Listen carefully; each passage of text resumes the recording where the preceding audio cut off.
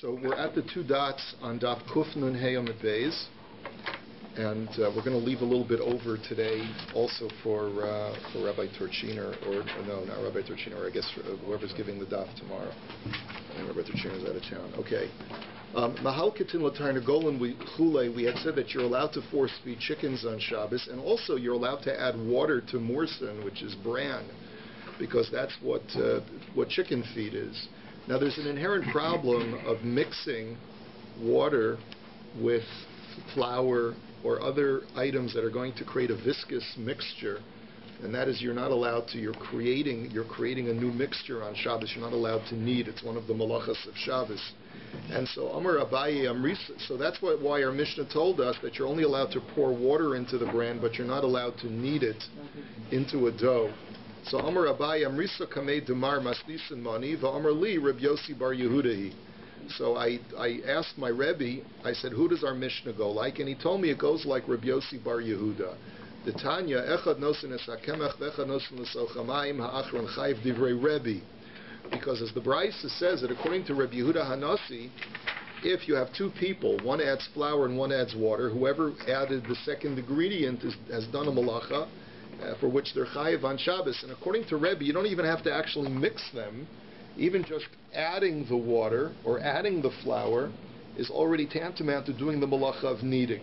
But Reb Yossi Bar Yehuda disagrees, and he says, Omer eino chayiv ad sheyigabel, that you're not going to be chayiv until you actually knead it into a mixed dough. So the assumption is that if our Mishnah permits us to add the water, it can't be like Rebbe. It's got to go like Reb Yossi Bar Yehuda, who says you're allowed to add the water. So the Gemara says, the Gemara says, wait a minute. Dilma ad kan lo kama Reb Yossi Bar Yehuda hasam elakemach de Bar Gibelu, aval morsen de lav Bar Gibelu afila Reb Yossi Bar Yehuda modeh. The Gemara says, but maybe I could make a distinction. Maybe I could argue that the only time that there's a machlokes between Reb Yehuda Hanasi and Reb Yossi Bar Yehuda is only with flour and water, because flour and water is normally something that you knead into a dough. But bran and water is not something that you normally knead into a dough. And maybe there, even Reb Yossi Bar Yehuda would agree that it's usher to do just to add the water, because that in itself comprises the act of mixing. In other words, when you want to make a dough for baking bread, and the only way to accomplish that is by kneading it into a dough, maybe therefore Reb Yossi Bar Yehuda says that adding the water is not sufficient to make you liable. But over here, where you're not interested in making bread, you're interested in just providing sufficient fodder for your animal, maybe it's problematic just to add water, according to even Reb Yossi Bar Yehuda. And never mind mixing it. And let alone mixing it. So the Gemara says if that's the case, we wouldn't have anyone that our Mishnah would go like. But the Gemara says no. Lo sal kadaitach. The Tanya behedja ein nos l'mayim l'morsen divrei Rebbe Reb Yossi Bar Yehuda omer nos l'mayim l'morsen. The answer is because we have an explicit brisa that says that this machlokes between Rebbe and Reb Yossi Bar Yehuda is not just with flour and water, but it's with bran and water as well. And just like Reb Yossi Bar Yehuda permits adding water to flour on Shabbos, he also permits adding water to bran on Shabbos as long as you don't mix it. Now we're going to see other opinions on this matter. Tanu Rabbanan, en govlin es hakoli, v'yesh omrin govlin. We have a brisa that says that you're not allowed to knead into dough koli. Koli is a toasted grain, which Rashi explains becomes sweet through the toasting process, and after you toast it, you grind it down into flour, and you're going to use this sweetened grain to make something called a shtisa. A shtisa is a kind of very thick beverage that people would drink. It's a mixture of water and salt and flour. Sometimes people put in vinegar in it as well. It's got like a sharp flavor, and the flour is there to sort of sweeten it a little bit. And some say, so the first Tana says you're not allowed to mix that up and knead it into a dough, and the other Manda Amr says that you are allowed to. Man yesh omrim, Amr Rav Chisda, Reb Yossi Bar Yehuda. That this goes too according to Reb Yossi Bar Yehuda, and here we're even going to permit you to mix it into a complete mixture, v'hani milihu de mishani. But provided that you do it al yedei shino, you can't knead it, you can't mix it in the normative fashion. You have to do it in a non-normative fashion. So heichi mishani. So what's the shinoi? Amar Rav Chisda al yad. So Rav Chisda simply says in a generic fashion you have to mix it in small increments, small amounts. You can't mix a large amount together, you just mix it in small amounts. It's a very nondescript, it's a very non-specific kind of explanation of a shinoi, but I guess just use much smaller amounts than you normally would use. The Brisa then continues and it says that everyone agrees, both the opinion that says you're not allowed to mix and you are allowed to mix, they both agree that you're allowed to mix the shtisa on Shabbos and you're allowed to drink a zisam hamitzri. Now what is a zisam hamitzri? Zisam hamitzri is a certain kind of elixir which is made with olive oil and other stuff. And the reason people would drink it would be mostly for therapeutic purposes. And even though normally you're not allowed to take therapies on Shabbos, medicines on Shabbos, here it's permitted because since it looks like you're drinking a beverage, it's not clearly indicated that you're using it for therapy. So the Gemara says, I don't understand this last line of the Brisa.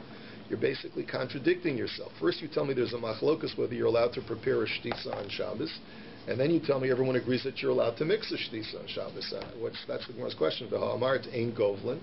You just told me that you're not. You just told me that in the first part of the brisa that there's a machlokus whether you're allowed to or not. Now you tell me everyone agrees you're allowed to.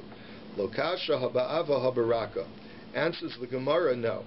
There's a machlokes as whether you're allowed to mix a shtisa is only when we're dealing with an extremely viscous shtisa, and when does everyone agree that you're allowed to mix it is when it's very runny, very thin.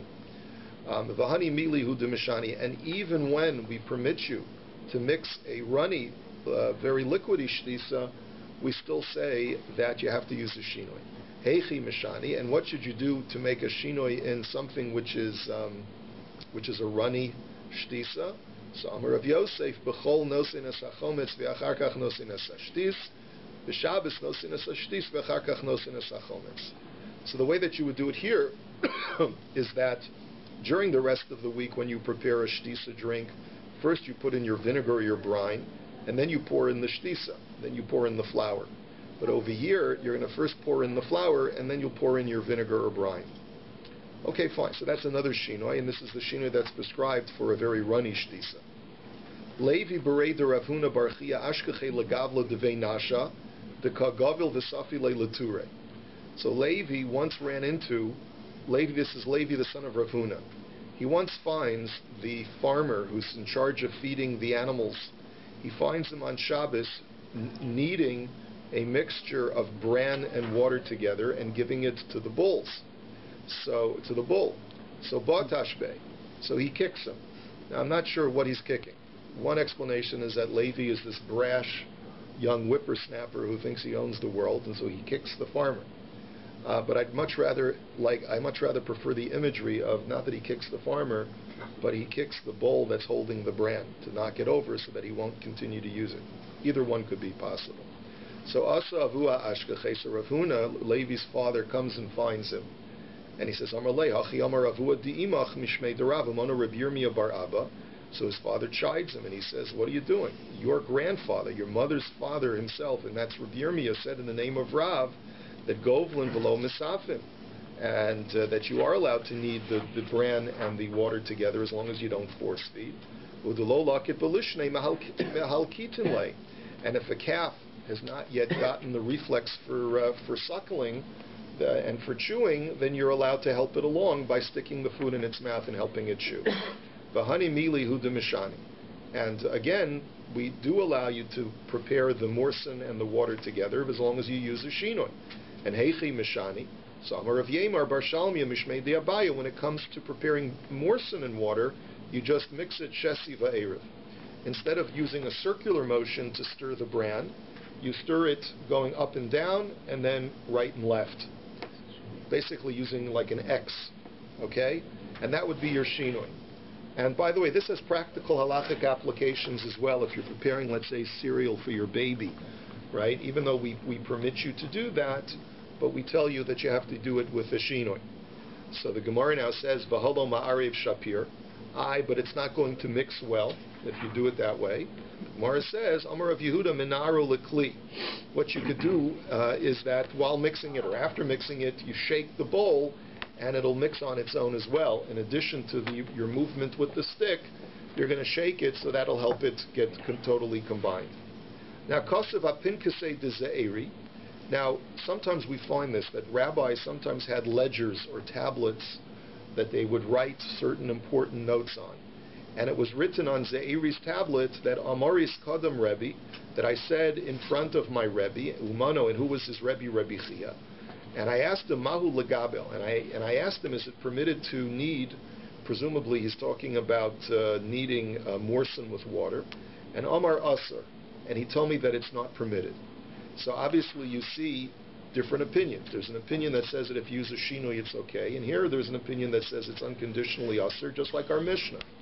Mahu lefarek. So then I asked him another question. Is mefarek permitted? Now here Rashi says the word mefarek means in the context of feeding animals, where you take food from one trough in front of one animal and you transfer it to the trough of another animal. And here Rashi says that the problem is because of tircha, that you're doing unnecessary exertion on Shabbos. So Amar mutter, and that Reb Chia says is okay. Amar of Menashia, chad kamei chad, trei kamei trei, shapir dami, tlasa kamei trei, aser. So Rav Menashia then says, in a related subject, he said, placing food that's enough for one animal in front of one animal is fine. Placing food for two animals in front of two animals is also fine. But placing the amount of food to feed three animals in front of two animals is not okay, because again, it's unnecessary exertion on Shabbos, in which we do not permit. Rav Yosef Amar Kav afilu kabayim, and Ula Amar Kur afilu kurayim. So Rav Yosef and Ula disagree with that statement, and they say that once we permit you to put down food, you can put down as much as you want. So Rav Yosef says you can put down even a kav of grain and even 2 kavs, and Ula says you can put down even a kur, even 2 kors. He's basically saying, knock yourself out. So Ksiv apinkasei de Levi. Then we have another ledger, or another tablet of Levi this time. And it says, Amoris Kodim Rebbe, Umano Rabbeinu HaKadosh, that I said in front of my Rebbe, and who was his Rebbe? Of course, Rebbe Yehuda HaNasi. Al Dahavu Gablin Shtisa B'Bavel V'Havetzavach Rebbe, Umano Rabbeinu HaKadosh. That I told my Rebbe that they used to prepare a Shtisa in Bavel. Now, Rebbe was obviously living in Eretz Yisrael, and so he really didn't have control over the Babylonian community. And so Levi says, I told my Rebbe, and that was Rebbe Yehuda HaNasi, that they were preparing shtisas on Shabbos in Bavel. And my Rebbe, he cried out, Al dahavu gablin shtisa v'leis t'shamiale v'leis chayla biyadei l'meisar mida Rebbe Yossi v'Rebbe Yehuda. He says that people were preparing the shtisa on Shabbos, and Rebbe was upset about it, and he announced that it's usher to do this, and no one was listening to him, and he didn't have the power at that point to asser it in Bavel, because people said, well, we paskin like Rabbi Yossi Rebbe Yehuda. And we know that according to Rabbi Yossi Rebbe Yehuda, he said as long as you use a shinoi, it's okay. Ksiva pinkasei de Rabbi Yeshua ben Levi. Now, on the ledger of Yeshua ben Levi, now we're getting into some really interesting agadata. Hai man de bechad b'shaba yehi gever, v'lo chad abei. That if a person is born on a Sunday, he will be a mighty person, and he will not have one in him. Now, what does that mean? He will not have one in him. My velo chad abei, that's the Gemara's question. Ilema velo chad letivu, that if you mean to suggest that he won't even have one good quality, he'll be mighty, but he'll be strong, but he won't have one good quality, that can't be, because va'amar Rav Ashi ana bechad b'shaba avoy. Rav Ashi said, I was born on a Sunday. You know that Rav Ashi was a really good guy. So el alav chada lebishu. So rather, what are you going to say? That he won't have one bad quality? If you're born on Sunday, you're automatically going to be a good person. So v'ha'amar Rav Ashi ana v'dimi bar kakusta havyon b'chad b'shaba ana melech l'hu hava reish ganavi. But Rav Ashi said that both I and a fellow named Dimi bar Kakusta were born on a Sunday. I became the head of the Jewish community, and he became the head of the Ganovim. Right? Remember, those are 2 different things. Okay? So anyway, you have to say, so you see the Gemara makes that distinction. So you see that one is good and one is bad. So the Gemara says, you see from here, Ela ikulo letivo, ikulo lebisha. So rather the Gemara says that what it means is that either you'll be completely good or you'll be completely bad. And the parentheses, which is probably from a later emendation, is my taima, the ivru be'or v'choshech, because light and dark are created during that time. So you either are completely light or you're completely dark, but there's no shades of gray when you're born on a Sunday. Rashi also says it's Yom Echad, so it's the day of singularity. So Haiman de betray b'Shabbat yehi gever ragzon. If a person is born on a Monday, he will be an angry person. He'll be a person who becomes argumentative. My time mishum deiflugu bei maya, because that's the day when the water was divided. So he's going to be involved in divisiveness and in machlokes. Next, Haiman de bitlasa b'Shabbat yehi gever atir v'zanai yehi. A person born on a Tuesday will be a wealthy man, but he'll also be a promiscuous man. Meaning that he'll be a person of great appetite, so that'll fuel his ambition, which will also cause him to be a mizana. My time mishum de'ivru bei asavim, because that's the day when grass was created to grow. So grass flourishes and it spreads out all over the planet, and this guy's going to be very ambitious and want to spread out. And also Rashi says is that grass intermingles with all different species of grass. This guy's not going to be discriminate on, where he plants his seeds, so to speak. Haiman de barba b'Shabbat, if a person is born on a Wednesday, yehi gever chachim v'nahir. He'll be wise and he'll be illuminating, or he'll project an aura. In other words, he'll be a very bright person. My time mishum de itlu bei ma'oros, because of course this was the day when the luminaries were suspended in the sky. Haiman de b'chamsha b'Shabbos yehi gever goimel chasadim. If a person is born on a Thursday, then he'll be a benevolent person. My time mishum de'ivru bei dogim va'ofos, because this is the day when fish and birds were created. Rashi explains that HaKadosh Baruch Hu was extremely benevolent and kind with birds and fish to make sure that they can find their meal anywhere. It's very easy to be a bird or a fish. You've got your meals always right in front of you. And so as a result, if a person is born on that day represents kindness and benevolence and providing for others. Haiman de b'mali shabta yehi gever chazran, and Amar of Nachman bar Yitzchak chazran b'mitzvahs. That if a person is born on Friday, he'll be a person that's constantly looking to do stuff. And Rav Nachman bar Yitzchak explains he'll be looking to do mitzvahs. In other words, he'll be a person just like you're always looking on Shabbos, on Friday rather. Erev Shabbos, you got to get ready for Shabbos, get ready for Shabbos, get ready for Shabbos. This person will be spending his life getting ready for Olam Haba, getting ready for righteousness, running to do mitzvahs. Haiman de b'Shabta yehei b'Shabta yamus. That if a person is born on Shabbos, he'll die on Shabbos. But the good thing about being born on Shabbos, and what is it? Al da'achilu iluhe yom rabba de Shabta. And the reason why this is a fit day for him to die is because since through his birth Shabbos had to be desecrated, therefore Shabbos sort of punishes him, and so to speak, by having him die on Shabbos, because you caused Shabbos to be desecrated. But Omar Rava bar Rav Shila v'Kadisha Rabba Yiskari. But the good thing about being born on Shabbos is that you'll be called a great holy person, meaning that your life will be filled with Kedusha because you were born on a holy day. Amar Lahu Rabbi Chanina Puku Imrule Labar Livoy Lo Mazl Yom Garim Ela Mazl Sha'a Gorem. So Rabbi Chanina said, I want you to go out and tell people that even though this idea that the day that you were born determines what kind of person you're going to be, he says that's an error. He says even though it's written on Rabbi Yeshua ben Levi's Pinkas, he got it wrong. I do believe in the fate of the time that a person is born, but it's got nothing to do with the day that you're born. It's got to do with the hour that you're born, because there is a 7-hour cycle having to do with the stars of the constellations that are constantly in motion. And depending upon which star or planet is dominant in whatever constellational configuration in the hour that you're born, that will determine what your mazel is. But it's got nothing, so therefore you could be there every 7 hours. Every hour it shifts, and it goes in 7-hour cycles. So it's got nothing to do with the day, it's got to do with the hour that you're born in. So let's take a look at the 7 different hour shifts. Haiman de Bechama, Yehigever Zivasan.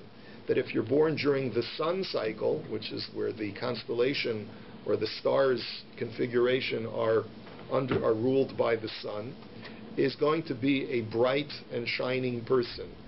So again, he'll either project an aura or he'll be wise. Yehi achil midilei v'shasi midilei urezohi galyan. He'll eat his own, he'll drink his own, meaning he'll be self-sufficient, just like the sun shines from its own light.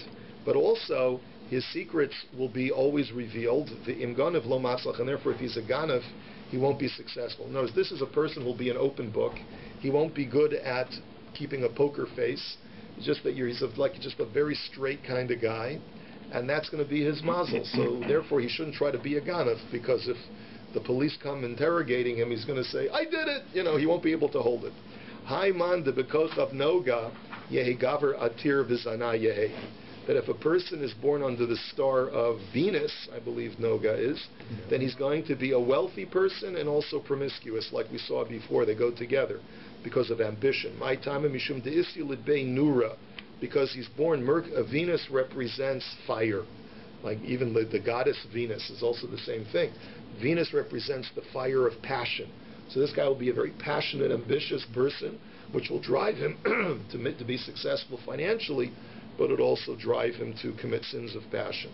Haiman de bekochav yehi gever nahir v'chachim mishum desafra dechamahu. If a person is born under the star of Mercury, I believe this is, he's going to be an illuminating and wise person, because the scribe of the sun is Mercury. Now what that means is that they usually go together in some way. Rashi says that the way that it traverses its planetary movement is very much similar to the sun. Yeah, they just say it's closest. It's closest. Oh, really? I don't know if that's what it means in the Gemara. I don't know if the Gemara was aware of the fact that Mercury, it could be, but I'm not sure. Okay, Haiman de Balavana yehi gever savil meri'in banai v'sasir sasiru banai achil delo delay v'shasi delo delay urizoye kasyan imganav matzlach. That if you're born under the moon constellation or the moon planetary configuration, so then you're going to be a person who unfortunately will have to endure difficult challenges in life. You'll build and it'll be destroyed, and you'll destroy and it'll be rebuilt. That's just like the moon. The moon waxes and wanes constantly. Okay, and achil delo delay, you'll eat and drink that which does not belong to you. And Rashi explains that this is like the moon, which sometimes shines during the daytime in the early morning, right? So it shows that it sometimes trespasses on others' property. I would say a different shot. I would say that also because the moon illuminates from a light that is not its own. It reflects from the sun. So therefore you're going to be constantly drawing from others, and also your secrets will be able to be concealed, because just like the moon has a dark side, you'll have a dark side to you as well that no one will know about. And therefore, if you want to be a ganaf, you'll be successful. You'll be able to cover it up. Haiman de b'shabtai yehi gever machashavtai b'teilin v'istarmim kol de machashven olei b'teilin. If you're born under the Saturn constellation, so then you'll be a man whose thoughts whose plans or intentions will be confounded, and others learn just the opposite, that anyone who tries to confound your plans, their plans will be confounded. And I don't know what that has to do with Saturn, because there's a nice ring to it. Yeah, Rashi says that it has to do with the idea that Shabtai, which means Yishbos, which means to come to an end. So either Shabtai, because Shabtai means coming to an end from the word Lishbot, so either it means that your plans will come to an end, or those who plot against you will come to an end. Next, Haiman de B'tzedek yehi gever tzadikan. If a person is born under Jupiter, so then you'll be, because it's called tzedek, then you'll be a righteous man. And Amar of Nachman bar Yitzchak v'tzadkan b'mitzvahs, this means you'll be righteous in the way that you do mitzvahs. Haiman de b'madim, if you're born under the Mars constellation, yehi gever ashid dama, you'll be a person who's a blood shedder. Now this is not necessarily a bad thing, as the Gemara explains. Amar Ravashi, I umna, I genava, I tapcha, I moyala. That you could be any variety of things having to do with blood. You could be a bloodletter, you could be a ganaf who kills people to get their money, you could be a butcher, or a shaychit, or you could be a moyal. So in other words, just because your fate is that you're going to be a violent person, doesn't mean that that violence will be an evil violence. It could be a mitzvah violence of doing a bris. It could be a generic violence of just shechting animals. It could be an evil violence of killing people if you want to be a mafia don. But you still have, what the Gemara is saying, you still have bechira chavshis You still have free will, even within the mazel that is preordained a certain predisposition for you. Amar Rabba, Ana b'madim havai. So Rabbi says, well, I disprove that because I was born under the Mars constellation and I'm not a bloodshedder. So Amar Rabbi, Mar nami anish v'katil. He says, no, you punish your Talmidim and that kills them. In other words, let's say you throw a kid out of yeshiva, you don't think that kills the kid when you throw him out of yeshiva? Or, when you tell him he's got to go sit in the back of the shear, you don't think that kills him? So, yes, of course. So that also is like a form of bloodshed. And that's why you have the certain violent tendency which you've channeled into something productive of teaching Talmidim Torah. The story of Rabbi Zer, Rabbi also. Oh, yeah? We just said that a while ago, but by accident he got drunk and then he... okay. There's a machlokus if it's Rabbo or Rabbo. Right. Yeah. It's my Rabbi Chanina Omer, Mazel Machkim, Mazel Mashir, V'yesh Mazel Yisor. Rabbi Chanina says something very jarring. He says, whether you're wise or whether you're wealthy, it's all based on your mazel, and the Jewish people are subject to mazel just like anybody else. And Rabbi Yochanan Omer, Ein Mazel Yisrael. And Rabbi Yochanan says, no. The Jewish people transcend mazel. By the way, when we say that the Jewish people transcend mazel, Tosfos points out it doesn't mean that there's no mazel at all for the Jewish people, because otherwise why would you ever tell a person mazel tov, right? Also, we know the principle that in Adar the mazel of the Jewish people is more propitious, and during Av it's less propitious. So how can that be if there's no mazel at all? It just means that when you're Jewish, if you have great merit, you can transcend your mazel. But don't tamper with mazel either. Don't tempt the fates. If you know that you have a certain period of the year or the day which is more propitious for your mazel, then you should take advantage of it. The Rabbi Yochanan l'taimei. Rabbi Yochanan goes according to his reasoning. The Amar Rabbi Yochanan minayin shein mazel Yisrael. How do you know that the Jewish people have no mazel? Shenemar, they transcend their mazel, I should say. Shenemar, Ko Amar Hashem el derech goyim al tilmedu umeosos hashamayim al techetu. That the pasuk says, so says the Lord, do not learn from the ways of the other nations, and do not fear from the signs of the heavens. Only the other nations will have to fear from those constellational signs. Heim yechetu v'lo Yisrael, that they will fear and not the Jewish people. Ba'af Rav Savrei Mazel Yisrael. Rav also agrees that there's no mazel for the Jewish people. Damar Rav Yehuda Amar Rav minayin shein mazel Yisrael. How do you know that there's no mazel for the Jewish people? Shenemar vayotzeo so achutza. That God takes Avraham outside to look at the stars to tell him your children will be like the stars. So Amar Avraham lifnei HaKadosh Baruch Hu Ribono Shalom bin Beisi Yoresh Osi. Hashem says to Avraham says to Hashem, what are you talking about? I know that Eliezer will inherit my household. I'm not going to have kids. So Amar Lo Lav Ki Ima Asher Yitzei Mimeyecha. Hashem says no. That which will issue from your loins, that will be your heir. So Amar Lefanav Ribono Shalom Nistakalti B'Itzdagninos Shali Ve'eni Ro'ui Loho Lidbein. So Avraham says, I'm sorry Hashem, I've already looked in my astrological forecast to determine that I'm not capable of having children. So Amar Leit Semi Itzdagninos Shalcha. Famous line, God says, leave, depart from your astrology. She'ein Mazal Yisrael. Because the Jewish people can always transcend their mazel. My daita, because what do you think, Avraham? Dekoi Tzedek B'Marav. That because Jupiter is in the west, and therefore the west represents the sunset, which represents the coolness of the day, and therefore you lack the warmth and the passion necessary to impregnate a woman. He says, don't worry, I'll take the constellation of Jupiter that rules over your life, and I'll put it in the east. I can do anything, says Hashem. That's why the pasuk says, in Yeshaya, who has come forth or emanated from the east? Tzedek. It is the Jupiter constellation shall be called to his feet. Basically, HaKadosh Baruch Hu can control all constellational forces for the sake of the Jewish people. And that's why Hashem lifts him up above the stars. That's the whole imagery, that Hashem takes him outside and lifts him above the stars, so to speak, that you transcend the stars. Shmuel also holds there's no mazel for the Jewish people. The Shmuel va'avle tavu yasvi v'havu ka'azli hanach inshi la'agma. Shmuel was once sitting down with a man named Avlet who was a non-Jew, and he knew astrology, and they were sitting by a swamp watching these workers go out to work at the swamp. Amar le Avlet l'Shmuel Haygavra Azl v'lo Asil, because Tarik le Chivya Umayis. So Avlet looks at this guy and he says, my fortune, my tarot cards, whatever he was using, tell me that guy over there, you see the guy? He says he's going to go out and he ain't coming back because a snake is going to bite him and he's going to die today. So Amar le Shmuel, Ibar Yisrael hu Azl v'asi. Shmuel says, no, wait, you'll see. If he's Jewish, he will come back. So Adiyasvi Azl v'asi, and so it was that while they're sitting, the workers finish their work and the guy comes out of the swamp and he's fine. So come Avleit Shajay Latune Ashkach Bechivya Deposik Deshadi Betarte Gubi. So Avleit goes over to the guy, takes the knapsack off of his back, opens it up, and finds that there's a snake that's been cut in half inside his knapsack. Because as the guy was loading up sticks from the swamp, he didn't realize that there was a snake there, and he cut the thing in half with his sticks. So Amar le Shmuel, my Avdus. So Shmuel says, what did you do to deserve to have a miracle performed for you to have your life spared?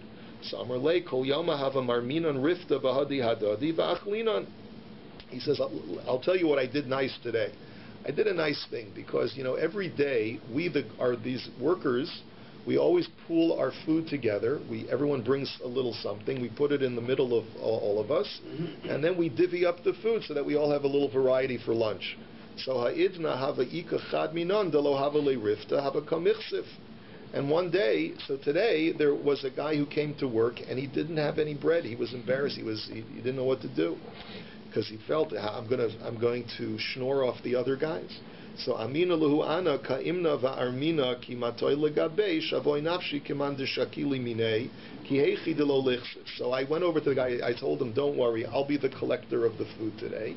So I went around with a basket collecting the food from each one of the guys, and when I came to him, I pretended like I was taking something from him in order for him not to be embarrassed. So Amar lei mitzvah avdis.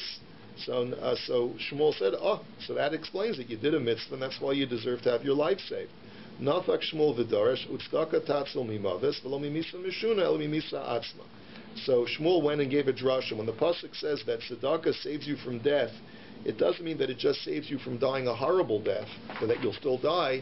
No, it mamish saves you. It gives you longevity. It gives you the opportunity to live longer than you normally would because you do an act of charity. Rabbi Akiva also holds that Jews transcend their mazel. The Rabbi Akiva Havule Brata. Listen to this story. Rabbi Akiva had a daughter. So Amrle Kaldoya Hahu Yoma Da Aila Lebeginana Tarik Lechivya Umisa. And certain Chaldeans who were known for their astrological acumen went over to him one day and they told him, you should know, Rabbi Akiva, that the day that your daughter goes to her chuppah, that's the day when she's going to be bitten by a snake and dies. So have a da'iga amil satuva. So Rabbi Akiva obviously was, from that day forward, was extremely upset and very worried, but she finally got married. So hahu yoma shaklas lemachbanta datsasa beguda, and Isrami Esav be'enei dechivya. So what happened was the daughter gets married. She goes home with her new husband. It's in a dark room, and she takes the brooch, which is either in her hair or on her clothing, and that has a needle to stick into her clothing or her hair, and she sticks it into the wall to keep it for safekeeping. She doesn't realize that on the other side of the wall, or wherever she's sticking it into, there's a snake, and as she sticks it into the wall, she stabs the snake in the eye and kills it. So the next morning she pulls out the brooch and a snake comes following after it because it's a snake attached to the end of the brooch. So she realizes that a miracle has happened, that she miraculously was able to kill a snake that could have killed her. So Amar La'avu Amai Avdis. So her father, when she tells her father what happened, her father says to her, so what did you do to deserve this mace? Amar Lei B'panya Asa Anya Kari Abava V'habutridi Kuli Alma B'Seuda Savaleka D'Shamei. So what happened was that yesterday, as everyone was getting ready for the chasana, an ani came by, a poor man came by looking for something to eat, and everyone was so fardreit and busy with the wedding preparations that no one was willing to attend to him. So ka'imna shakalti l'dristanoi diyahabisli yahavtini alei. So I was there, and I took the portion that had been set aside for my wedding meal, and I gave my piece of chicken, I gave it to the poor man, and he had a meal. That was my tzedakah. So Amar La mitzvah avdis, and Nafak Rabbi Akiva v'dor should tzedakah tatzal mimavis v'lo mimisa mishuna lo mimisa atzma. So again, he gave the same drasha that we said before from Shmuel. He said, you did a mitzvah, my daughter, and that saved your life. And when he gave the drasha, he wanted to make sure people understood, not just that it saves you from a bad death, but it saves you from death, period. So, Rav Nachman bar Yitzchak nami ein mazal Yisrael. We also learn from Rav Nachman bar Yitzchak that a Jew can transcend his mazel. The ime de Rav Nachman bar Yitzchak amri la kaldoi berich genav ahava. So also one day the Chaldeans went over to Rav Nachman bar Yitzchak's mother when he was a little boy, or maybe even before he was born, and it's not clear from the story, and they said that your son is going to grow up to be a ganav. So you better watch out for him. So lav lo shavkase giluye reishe. So from that day forward, she never let her son go outside or go anywhere without his head covered. In those days, there was no halachic obligation to wear a yarmulke, but obviously putting something on your head would continue to instill you with the fear of heaven to remind you that Hashem is over you. So she figured, Amr Lai, she said to him, Kesi Reishach, Ki Heichi Detihavi Alach Emsa Dishmaya. She said, always cover your hair, your head, so that you'll have the fear of heaven over you. And it'll be Irachame, and you should always daven to Hashem that He should have mercy on you. So Lo Havayada Maika Amr Lai. He never understood, what is my mom so worried about me? Like, well, I'm such a terrible kid? Like, I don't understand why my mother keeps telling me this. So Yom Echad Yoseph Kagaris Tusei Dikla. One day he was sitting underneath a tree. It wasn't his tree, it was someone else's tree. And Nafal Glima Mi Iluye Reishe, and his yarmulke, or whatever was on his turban, what was on his head, fell off his head accidentally. And therefore he's able to look up and see something above him. Dali Eine and Chazla Dikla. He sees a tree that's laden with fruit. And Alme Yitzre and Salik Paske Lekibura Bishine. His Yetzirah got the best of him because he wasn't wearing anything on his head, and he bit off a branch of dates to steal them with his teeth. The point being is that Rav Nachman bar Yitzchak had a huge Yetzirah for theft, and he only was able to keep it in check by reminding himself of the Yiras Shamayim that he was supposed to have. And this story too illustrates that Ein Mazel Yisrael, that no matter what your destiny is, you can always transcend it with if you have great zuchus, if you have merit and you have the fear of heaven, you can always transcend it. So this is where we'll hold it for today. Tomorrow concludes Masechah Shabbos.